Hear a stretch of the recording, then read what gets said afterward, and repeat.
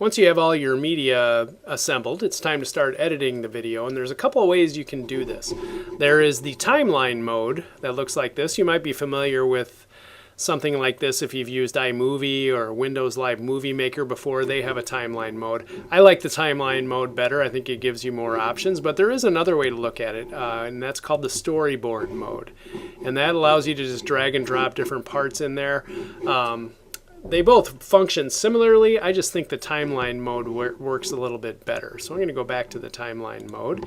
What it gives you right off the bat is one audio track and two video tracks. The audio track is where you could drop in some music if you'd like. If you want to narrate and have background music, you can add another audio track to the timeline as well.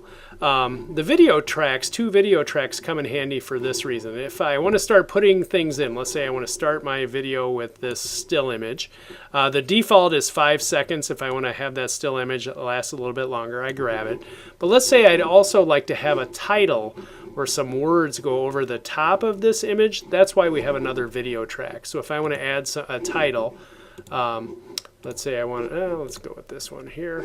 I'll choose that and drag it into into this area right above it.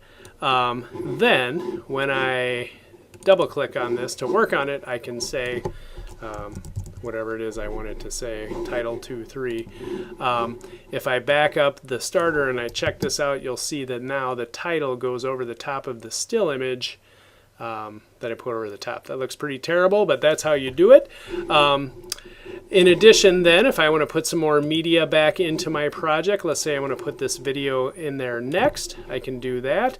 The nice thing about the video, I can do a couple different things. Let's say I only want the very beginning of this. I can cut it and get rid of this part. The whole video is still up here. I've just chosen to take about 20 seconds of it right there. So I can bring in another section of this video if I'd like. Let's say maybe I want the end of it. I'll cut it again and I'll get rid of that middle section and then drag this back in where I want it. The other nice thing about a second video track, let's say I want to make some room to work on something, I want to bring in another still image, and I can move that up there and then bring it back down. Comes in really handy. The tools that are there, if I click on that, I can rotate images, I can flip them, I can make them fit, you can scale them a little bit.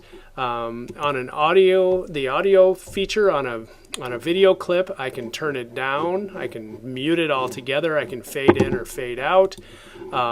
There's some animations that you can do. There's a little bit of editing that you can do as well. Some color keying too. This would allow you to do like a green screen type of thing, and that's a feature. There's also some speed. You can speed things up or go a little bit of slow motion as well.